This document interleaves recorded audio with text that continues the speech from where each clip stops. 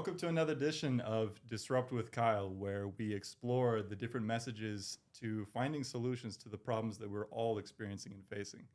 And for those who see my content, you'll know that I'm extremely passionate about real estate. I think it's no secret that Americans are wondering, how the heck are we going to afford housing at the moment? And so given that, I've got a really special guest on today. It is Selena Santos. Yes. And forgive me for my gringo accent with your very Portuguese name. Thank you. Yeah. I mean, you could say it just Santos, like a Might normal try white actually. person. Should I try it? Selena Santos, maybe. Oh, you said it really pronunciated. I'm trying there. Okay, well, that works too. Either way. But yeah, if I could give a quick bio. So Selena, from what I understand, you've served in the armed forces, in the Army specifically. Additionally, you're the owner of Luxe Realty Group today, right? And then I also understand that you've owned a marketing agency, so you're very adept in terms of marketing, the mechanics of that, and you've appeared on ABC News as well, right? So you've been in front of the cameras quite a bit. Yes. You'll have to teach me some of your methods for keeping calm under camera, you know? It's just being yourself. It's true. I feel like that is the root of everything. Agreed. Yeah, I just try to ignore them, right? And luckily, we're very attractive people, so it's not a problem at all, right? Yeah, so I wanted to start just by kind of understanding your story, because I think that everything that you can teach us about being resilient in these hard times, we can understand that better because we know that you've been through your own hard times, right? So tell me a little bit about your formation in your childhood, where that led you, and let's just go all the way up until the Army, because I'm sure we'll go very much in depth with the discipline that you curated there. Let's start with your childhood. What was that like? Yeah, well, I grew up in a really small town in Oregon, actually. Well, I was born there. Lived there with my mom for about 9 years. During those 9 years, my mom was a drug addict. So there was a lot of hard times, a lot of moving around, not going to school because we were always switching schools. I had 3 sisters at the time. 2 of them were younger than me. 1 was older. So we kind of formed our own little alliance as siblings, and we really had to take care of ourselves because our mom wasn't really there and wasn't really coherent. So I feel like that made us grow up super quick because we just had to figure it out. We had to figure out what life was all about when we were so young. So I think going through that experience when I was really young kind of helped me grow as a person early on, and it gave me a lot of skills that I needed later in life that I look back on now, and I'm like, wow, that really did impact me a lot. What sorts of skills in particular? Just how to be independent, how to figure things out, problem solve, how to take care of other people, and kind of. Some people don't learn that until they're well into college, so that's good that you learned it very early. I know, yeah. I guess one thing that I didn't really learn was, basic skills like cooking, cleaning, things like that. We didn't really do that. So yeah, I mean, there's a ton that I learned as just a little kid that made it easier for me later on in life, I would say. I'm glad you learned those. Would you say that given that formation and that difficult time in your childhood, were there some lessons that you weren't able to learn because of those circumstances? Maybe, I know at least, for example, people who grow up without a father, there's so many different statistics that aren't pretty favorable in terms of that. Yes. It was, looking back, deep inside me, I don't feel like it was bad because it was just what I knew. There were a lot of lessons as far as how I don't want my life to be and how I don't want to live. And I think sometimes you can only learn that by seeing it firsthand. Yeah. Would you consider yourself an optimist as well? And that kind of helped you to frame your context and things? Yes, definitely. I'm the most positive person I know, I think. I rarely ever I might think... rival you on that one. No, I'm just kidding. I never really think about what bad things could happen. I'm always thinking about, this is the great outcome that could come out of this, and I can't wait for that. But if something bad does come up, of course I, get down to business and really problem solve and try to make it better. But I'm always that person that's like, oh no, everything's going to go great. I believe in it. Yeah, So, and there's a very big difference between kind of the naive, everything's going to be fine versus the I know who I am. And yes, these problems that we're trying to tackle, they're hard, of course, but I believe in my own resilience and my ability to get back up and keep working at it. And I think that's something that is so important because we are on the verge of some very huge changes, probably in the next 5, less than that years. oh yeah, Right? definitely. So we're facing some huge problems, and it's extremely easy to be nihilistic and depressed and pessimistic about all these different things coming up. But it's so important that we see these issues maybe not as mountains that we can ever climb, but as a challenge, as a game, something that we can be innovative and grow as a consequence of trying to solve them. Would you Yeah. agree with that? Yeah, and I would also like to input that I feel like people really need to develop their true sense of identity and really know who they are in order to withstand these hard times that are coming and that have come. Because if you're, one day identifying as a certain type of person and then another day you're a totally different type of person, if something comes up that's bad, you're not going to know where to lean. You have to have a solid foundation. If it's a sandy foundation, then any sort of torrent that comes through, it'd be washed right away, right? Yeah, yeah. So what is your foundation that you found for yourself, and how did you form that foundation? Well, I would say a lot of it comes from the way I grew up. After I turned 9, my dad got full custody of me, so I went to live with him in California. And that's when I really started to learn the structure of life, how normal people, I guess, would consider it normal.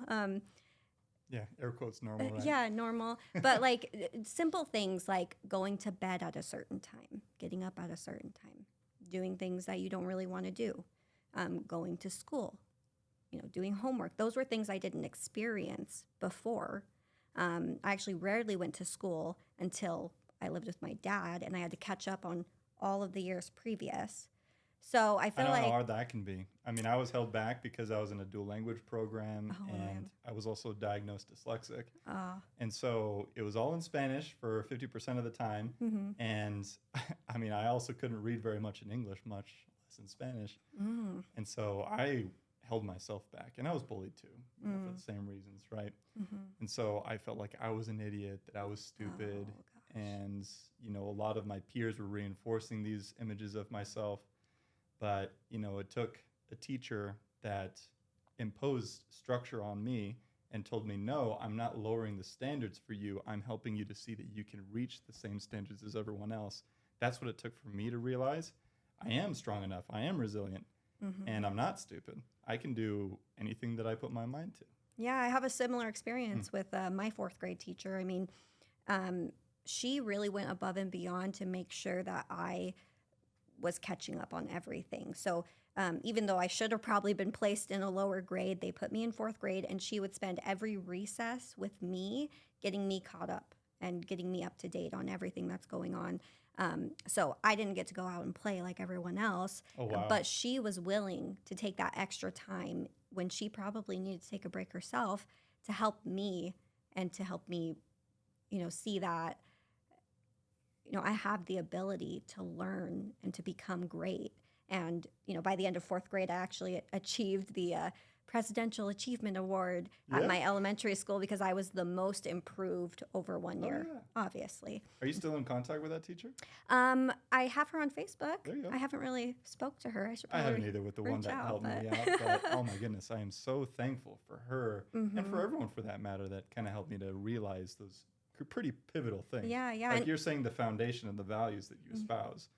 Like that's something that people in your early youth, they really helped instill in you. It's never Yeah. too late to find those foundational pieces later on. Yeah. It's so much easier when you're young. Oh, yeah. And I mean, my stepmom helped a ton as well. I mean, every time that I would visit my dad in the summer before he got custody of me, she would like homeschool me during the summer and try to help me learn more about like how to read, how to write, that kind of stuff. So I really thank her and that teacher for giving me such a great foundation that I could build off of.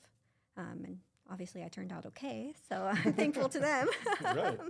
So that led you through to your being with your father and with your stepmother.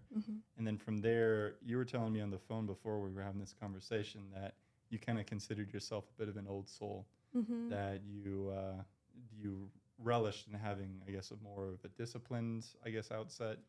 You didn't really like mess around a whole lot as other high school kids tend to do. No, yeah, I was, and I think a lot of that had to do with my parents. They were very much, I would call them strict, but they just were protective over me. They wanted to know, if I was going to a friend's house, they wanted to know who was going to be there. They wanted the parents' phone numbers. They wanted to know what we were doing. Very protective. Yeah, and so most of the time, I wasn't able to get that information. So I just wouldn't even try. I wouldn't even want to go out and hang out with people because I was like, there's just so much I have to do to make this work.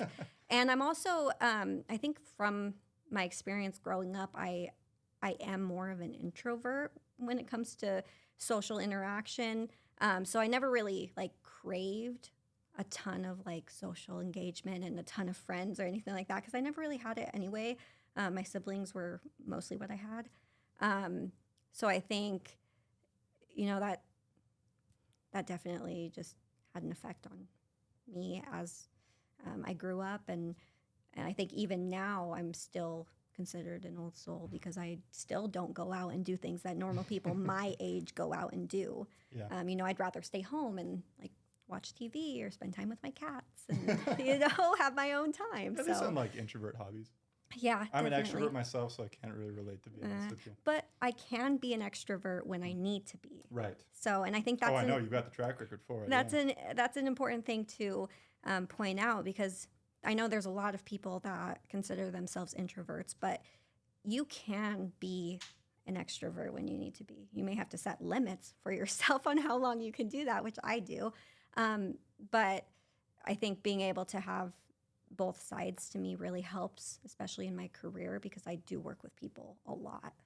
I think everyone works with people. At some point or another, everyone needs to develop that skill set of being able to, be personable with one another, to communicate and to persuade. I think that no matter what industry you're in, that's going to be really, really pivotal. Yeah, and that's something I think people should work on. Just being able to have conversations with people and being able to truly sit there and listen and ask questions and be engaged in a conversation, not just, well, it's raining outside. For me, it helps to go deep into conversation with people. That's how I can really engage with someone. I can't really do small talk. It's not really my thing. Yeah, no, I agree. And people don't want that anyway. They Yeah. want the deep, real connection. And I think it's also so pivotal to realize, too, for everyone, if you don't develop that skill set, then unfortunately, the vast majority of communication in one way or another is sales, quote unquote. It's persuasion, it's storytelling. And most of the time, the product is you. So if you can't sell yourself, you're going to be kind of falling behind in a lot of ways. Yes. And I don't say that to intimidate our fellow introverts. No, right? no. And I think another thing that people could do to help themselves is to get involved in something that involves performance. So when I was younger, living with my dad, I got started doing plays where I would have to be Really? on stage. And at first it was really nerve-wracking, but there was all these other kids that were doing it. And I was like, if they can do it, I can do it. So I started doing that. I got a lead role as the storyteller of this play that we were doing. I don't even remember what it was exactly, but I was the main person telling the whole story while they were acting it out on stage. And that was kind of my initial breakthrough into performance. And then from there, it just went into musicals and, choir, becoming choir president, doing every talent show I could possibly do just because I enjoyed performing. And that was kind of a way to get myself out there when typically I would be an introvert. I felt like I did have some sort of skill that I can present to people and they enjoy it. So why That not? was you choosing to do those things. It wasn't necessarily your parents saying, okay, here's extracurriculars. We got to get your college resume looking nice. No, it was me. They wouldn't force me to do anything I didn't want to do. That's great. But I think in a way I forced myself because I just wanted to be more of a normal kid. I didn't really get to have that normal life as a kid growing up. most people start doing that stuff when they're really young, but I didn't get the opportunity until I was, probably like 10 years old. And so I forced myself. I was like, I want to do these things because I know all these other kids are doing them. So I think that's what kind of pushed me. But I'm glad I did, because it's helped me in numerous ways, not only, being able to, get myself out there on camera, but also being a public speaker. I mean, I've spoke at different events and things, and it's just really helped me build that confidence inside me. Like, I can do anything I want to do. Yeah, if I had any advice to, young people or children today, I would say, and I guess this actually applies to everyone, I shouldn't limit it, is to envision the person that you want to be and then act it out. You've got experience in acting, obviously, with a kid. Yeah. It's just so important to do the things that the ideal you would be doing until eventually that becomes your reality. Yeah, and like they kind of say, fake it till you make it. Sometimes I don't like that term, but it is true in some sense. I mean, it's not fake. It's you're practicing towards the reality that you want to see. Yeah, yeah. And so I've done that a lot, even with, things that I don't feel confident in. I'm like, well, I'm just going to, pretend like I know what I'm doing, and it usually comes out okay. Yeah. So, yeah. That's how it works. And then that leads you all the way up to, I suppose, when you graduate high school and everything. And from there, were you looking for more structure, and that's why you go into the Army, or what was your reasoning? Well, yeah. So I graduated from high school early. I just wanted to get it over with. I wasn't really I graduated late. Nice. I didn't even walk at like a graduation ceremony. Like, I wasn't into all that. I just wanted to get it over with. I hated high school. Like, I didn't do walk either for college, so I feel you. Yeah. So after that, I kind of went down a rough path. I got kicked out of my house when I was 18 because I was just kind of going through a rebellious stage. And my parents were like, well, if you want to keep doing what you want to do, then maybe you should go out on your own. And I don't know. I would say that was the best thing that ever happened to me, because I was really able to just dive into the reality of life and realize that it is hard. And so I went down kind of this rough path of not really knowing where I was going, what I was doing, no plans for college or anything. And then I posted on Facebook and I said, I need a purpose in life. And a recruiter reached out to me and said, I can give you a purpose. Wow. Come meet with me. And I was like, well, I have nothing else going for me. So I went and met with him. And 2 weeks later, I shipped out. I just made the decision. I was like, I'm just going to go. I have nothing for me here. I need something different. I need something to pull me out of the path that I was headed, because I knew that that was not the life I wanted for myself. And I'm not going to go into detail on that specific part of my life yet, but I would say that there were very traumatic moments,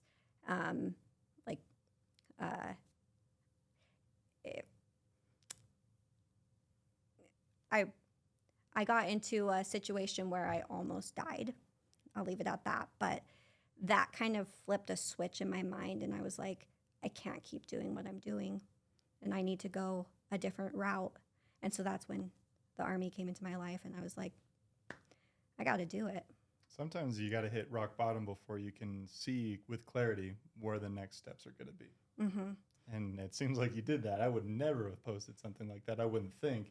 But I'm sure you're so glad that you did. So it's supposed that you had written, I need to find my purpose. Is that what you said? I said, I need to find a purpose in life. I need to find a purpose in life. Well, that kind of vulnerability and authenticity, that opened up a huge avenue for you to escape what you were going through. That's incredible. Yeah. Yeah. And it was, I mean, there's a lot of people who doubted me. I remember, specifically people would say, oh, you're never going to make it through basic training. You're like 5'0". Or they would say, oh, my brother didn't even make it through basic. How are you going to make it? And like all these like really doubtful things. And so honestly, that just made me want to do it even more. I was like, y'all don't believe in me? Like, I'm going to show you. Yeah. So it's so funny. There's different personalities, right? And some personalities are motivated in one way and others the other. There's certain people, and I'm not one of these, by the way, that the way to motivate them is to challenge them. And I guess maybe this is something that describes you. I've led sales teams before, and there was this one guy I'm thinking of in particular.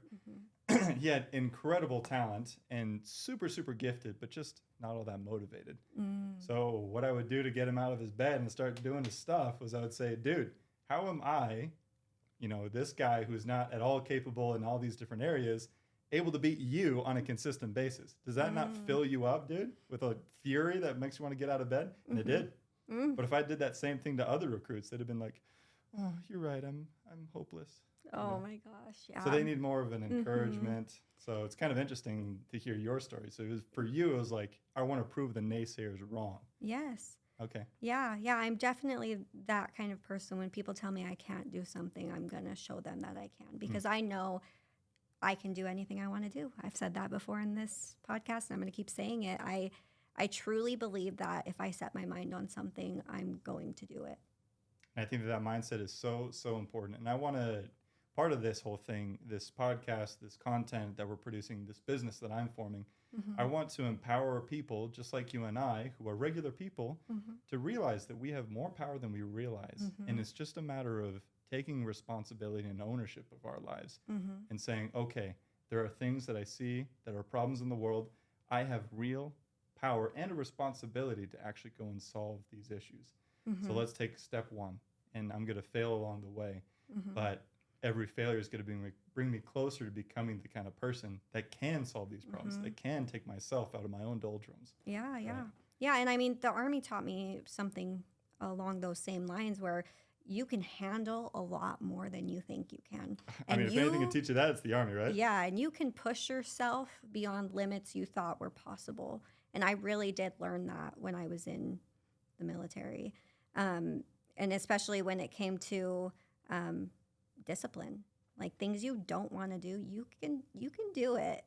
You might not want to, but you can do it, and you can make yourself do it. So that was that for sure. That was a big thing for me. Like, I think that changed the whole trajectory of my life. Just knowing that I can do a lot more. I'm capable of so much more than I think, because our brains hold us back from a lot.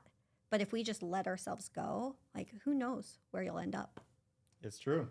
I look back a lot on some of the hardest periods in my life. For me, it probably was either serving my proselytizing mission in Guatemala or in my sales experience. In both circumstances, I'm going outside and walking for 10 hours in the day, getting rejected probably hundreds of times a day. And I still keep going, and I don't stop. And that's 6 days. No, that's 7 days out of the week for at least the mission, and 6 days for sales. And, I look back now and I realize if I could do that, nothing I do now even comes close to being that hard. Oh, yeah. So I might as well just keep going. Yeah. Is that what the military did for you? Definitely, because there were so many times in the military that I was like, I just want to quit. And actually, I think one time I tried. I think I told my drill sergeant, I was like, I don't think I could do this anymore. I was crying. I was like trying to head up a hill with like 40-pound ruck on my back, and my knees were killing me. And she was like, you're coming. I'm not letting you quit. And so we just chugged up that hill, and it was, but at the end, I was like, why did I even say that? But there were definitely points where I thought, I can't do this anymore.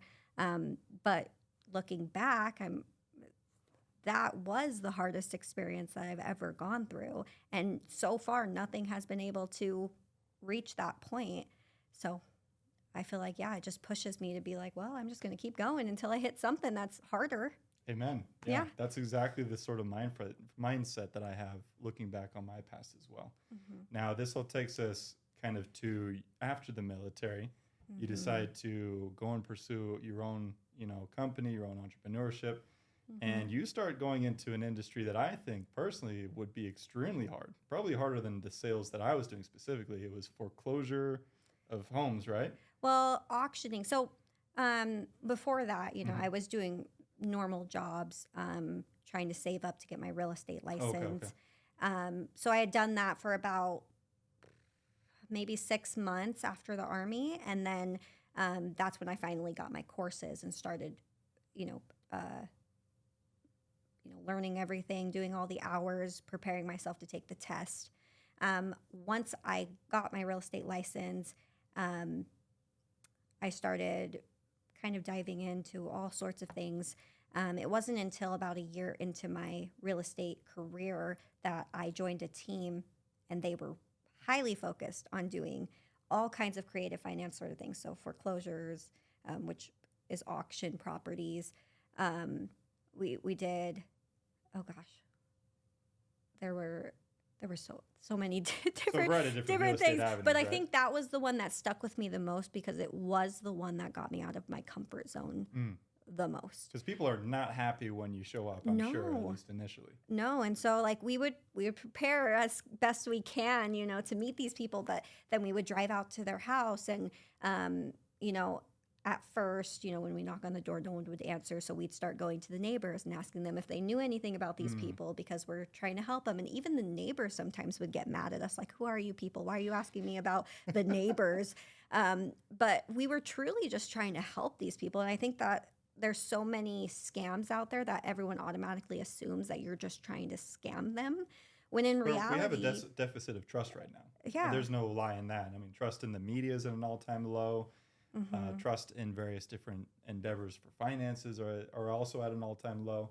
And also, I guess, putting a plug into marketing, because that's kind of what I talk about, I guess, loosely, is you need to have so much exposure today in order to stand out from your competition and just to get people to trust you. Yeah. There was a 30-year-long survey that Google did, and it found that you need an average of 7 hours of exposure for a cold lead to convert into a sale. Oh, wow. 7 hours. That's a lot. Yeah. Especially if it's just like, people scrolling past or just seeing it.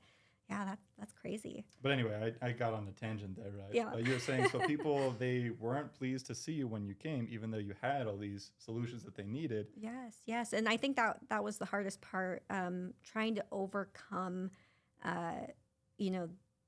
their hesitations with us. And then on top of that, just being out at all hours of the day, knocking on doors, having people mad at you. And we did this like in the dead of winter. Oh, yeah. I was cold. That was here in Utah, right? Yeah. Yeah. So I mean, that was really tough. And there were a couple times where, I was able to get people. I actually had a partner, and he had a hedge fund that he worked with that would, pick up properties like this. They would work things out with the owner, like, what is your specific circumstance? Do you want to stay in the home? Like, are you going to want to buy it back at some point? Reverse mortgage, maybe, something like that. Just they would try to figure out a solution that worked for both sides. Right. Of course, the hedge fund still wanted to make their money, but they weren't going to do it in a way that was screwing over the homeowner. They really just wanted to help out the homeowner so that they didn't have to go into bankruptcy. They didn't have to have a foreclosure on their record or anything like that. They just wanted to get it out of the situation, let the owner figure out how they want to proceed, and then they go from there. So I was able to help out a couple people, but I soon realized that was probably not my favorite aspect of real estate. And I kudos to those who go and do that all the time and have success with that. My next endeavor after that was just working wholesaling, and that was interesting. Distressed homes, right? Yes. Yeah, so going and looking at really run-down homes and trying to pick them up at a deal and then kind of resell the contract to someone else for a chunk of money. So then I would get paid like maybe 10 grand transferring that contract over. Mostly to flippers. Yes. Yeah. Yes. I've done my fair share of those. It's fun. Yes. And actually, I really enjoyed that part because I'm a creative person by nature. And so going out to these properties and looking at them and looking at the potential of what they could be if you move this or that, or if you do this to it, or if you add this to it. I thought that was so cool to like sit there and think about it. And while I still haven't been able to get into my first flip, I've definitely seen a lot of people, what they do before and afters, things like that. Even people in my brokerage that do it. And I'm just so fascinated. Every time that I see it, I'm like, wow, like that looks amazing.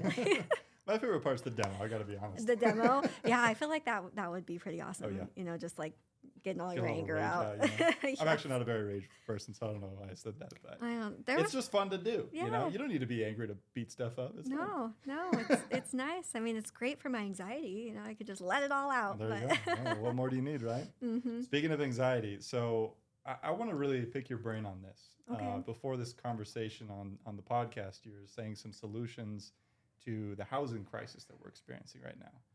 I would just love to read a couple different statistics that I found before this. As of 2024, housing prices in the U.S. have increased by over 50% since 2012.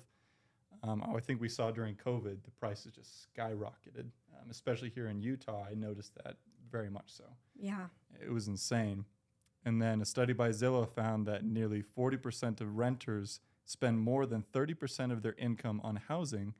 So that means, it's pushing a lot of them into housing insecurity. So there's so many different problems that we're facing, not to mention that, millennials and Gen Z, respectively, 61% and 76% don't believe that they'll ever own a home. Mm. So it's no secret that there's a lot of problems when it comes to housing. Prices are crazy and the rates are also crazy. Yes. My payment for my mortgage right now is $4,100 every single month.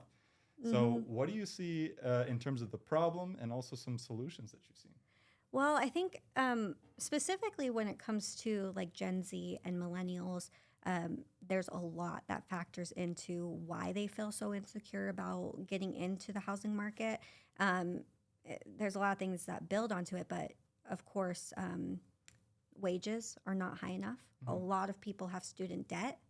And of course, the housing prices are just crazy. And all of that stacked up, they can't really save for a down payment for a home. And that's kind of something that a lot of times you need. There are some like down payment assistance programs, but that sometimes makes your monthly payment go higher and they're already so high. So that's kind of one thing that's holding a lot of Gen Z and millennials back. And I think the other thing is that I feel like now in our generation, a lot of people favor flexibility over kind of stuck in one place. So I think They want the van life, huh? yeah, they want to be able to It sounds romantic, not gonna lie. to go all over the place, kind of pick and choose where they want to be here and there. And that's one thing that's really beneficial with renting, because you can choose like, okay, I don't really like this area anymore. I want to go here, or I want to explore something new. And so a lot of them are just like, I just don't see myself ever being a homeowner because of that reason. I don't think I want to settle down. I hadn't heard that before. Well, I guess that makes sense to me. I think that it would be a very romantic life to be on the road all the time. But I do fear that they're not going to be able to reap the benefits of homeownership. Oh, The definitely. appreciation, the tax benefits, all these different things. Yeah. And I think that there's just a lot of them don't even know. They don't have the education around what homeownership can bring them and how it can help them in the future. They're just kind of looking at the now, kind of like that instant gratification thing. They don't want to wait, I mean, TikTok is so huge because it's instant gratification. If you don't like something, switch gone. off to it in half a second. So I think that a lot more of the younger generation is feeling that way. But the other thing is that there's a limited supply of starter homes in the valley. And whenever there are starter homes that come up at a lower price, it's fiercely competitive. There's so many people looking for that type of home at that price range that they just get priced out because everyone's then bidding and having a bidding war. Do you find that a lot of those starter homes are actually purchased by either small landlords or larger corporations even? Yeah, I mean, a lot of them are cash buyers that beat out all the rest because, I mean, cash is king. Right, yeah. So if a seller gets an offer that's all cash, of course, the real estate agent's going to be like, hey, this is obviously the best. You close quickly, cash. You don't have to worry about anyone getting approved for a loan. So it's kind of like really good. But I do feel like there are a lot of corporations and even local small businesses that are buying up those properties either to flip them or to start, more rentals. I mean, that was things my like first place, right? I mean, I just bought it because I knew that if I didn't get it now, I might not ever be able to, right? Yeah. So I went and lived in it myself, and I rented out the other rooms. And it was a big place, right? And I was fortunate because having done sales for so long, so well, I had enough of a down payment that I could do it. Yeah. But like I said, I mean, the payment itself was just insane, astronomical. Mm-hmm. And what I do realize, and I see this now, is that once you get your first property, then getting a second one is actually really, really easy. Yeah, yeah. And I feel like it's, I think that's one thing that is holding people back too, is just the initial Right. getting in. It is a really big hump to get over. Yeah. And I mean, older generations, they're not really feeling that as much Right. because they bought it at such a low price. They have so much equity. They can take that money My and biggest go mistake was start. not buying when I was 2. You know? Yeah. So I feel like there's just a lot of confusion with the younger generation not really knowing what their steps are. And I mean, there are other options. Like, just the other week I posted a map of all of the homes under 350,000 in the valley. And there's quite a few of them. Granted, a lot of them are townhomes and condos, but that would be a great place to start for someone as well. I mean, if you're okay living in an apartment style housing, why not get into a condo at a really low price and build that equity, and then once that equity has built enough, you can then take that money and go get something bigger. But I think it's just starting small is what people are going to have to look at. And there's other ways we can look at that too. Yeah, and that brought us to another solution, was what you were mentioning before with the smaller homes. Yeah. I think one thing that we're going to have to start gearing towards is creating tiny home communities or modular home communities. They're easier to build, they're faster, and people can get into it really quickly. So I think that would combat a lot of the problems with, the labor shortage for like new construction homes. It takes so long for them to build new construction because there's not enough skillful workers out there. So this will help kind of combat that. It will combat the affordability because they're smaller homes on smaller plots of land. They're a lot easier to get into, but they're not highly accessible. You have to go through off-end companies to try to get these tiny homes, and it's just kind of a weird thing. But if we start trying to push that out and make it more of a like a staple in new home growth, I think that'll help a lot.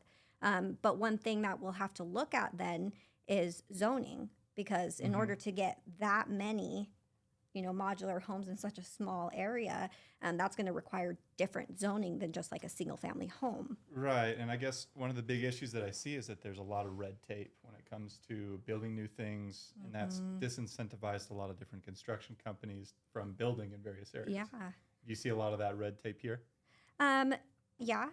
I mean, they're especially working with, people who are buying new construction, there's always things that come up, and like, we didn't get this permit or that, and like things get delayed because of it, or things weren't zoned right in the beginning. And so it's just so much work and paperwork and money to try to fix that issue before they can then sell the home. Or, there's so many things that, stuff comes up. Yeah, it just, my flipper buddy, he says the same thing. He always budgets for it to take twice as long and be twice as expensive. Yes. And so if it makes sense financially for him to do a deal with those constraints, then he does it. But it's very rare that you find a deal that makes sense. Yeah.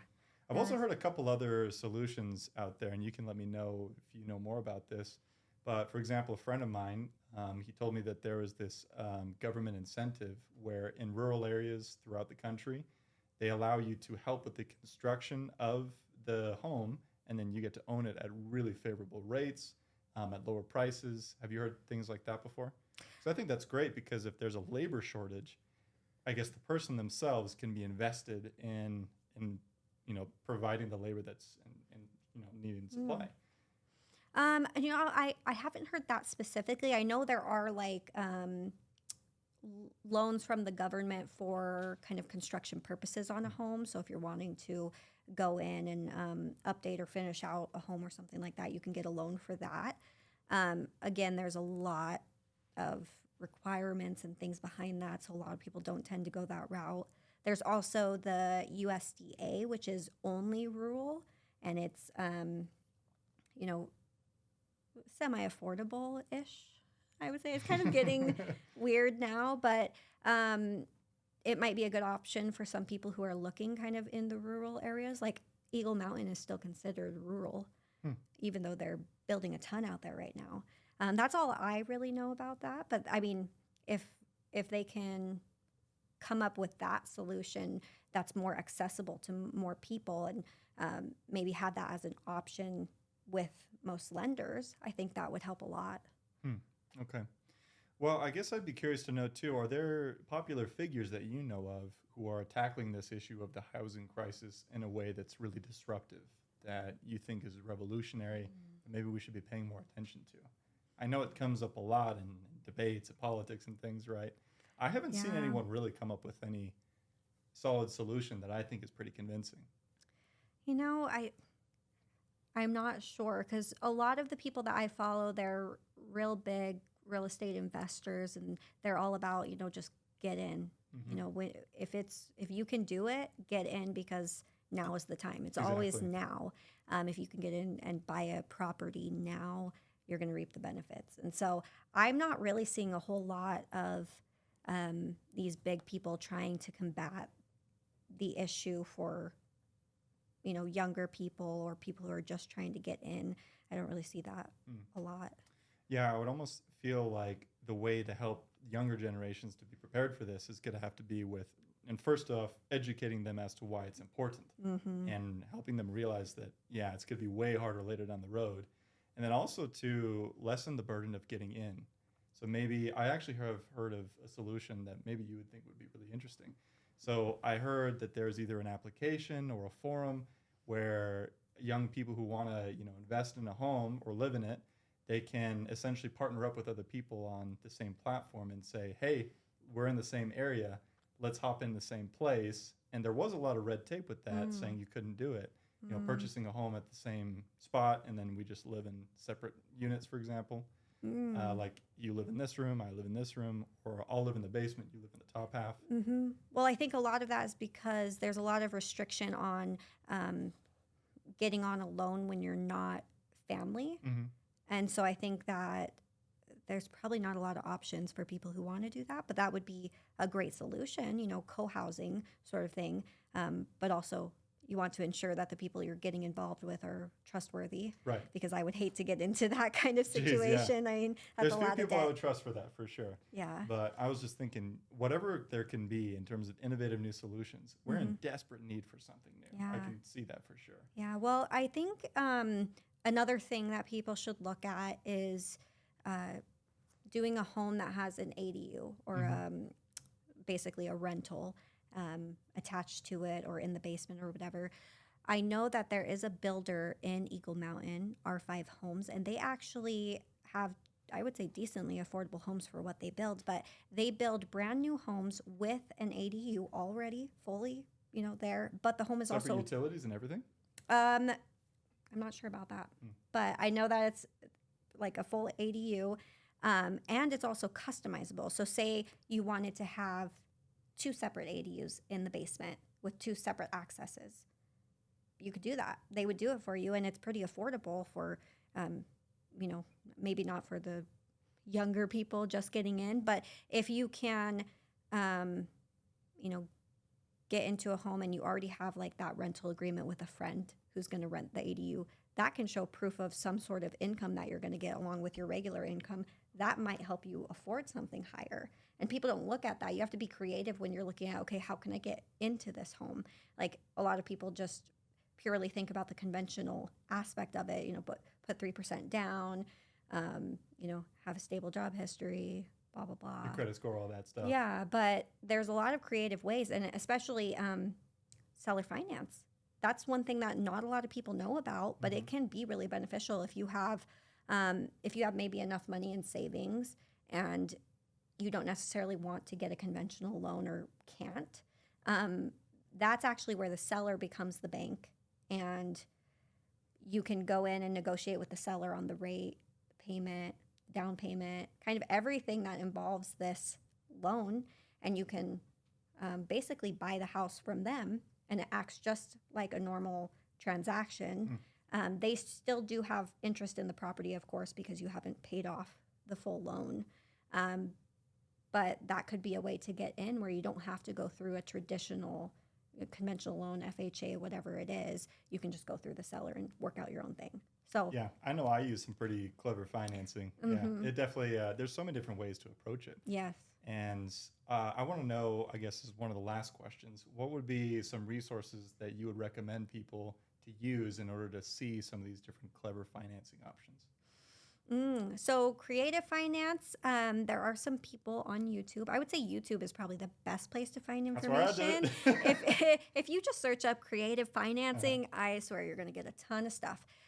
Pace Morby is someone that I watch on YouTube. Now he does a lot more of the like if you want to get involved in like buying a bunch of properties and things like that. Mhm. But he also does educate people on what it is, how to do these things. So he might be a good resource for some people.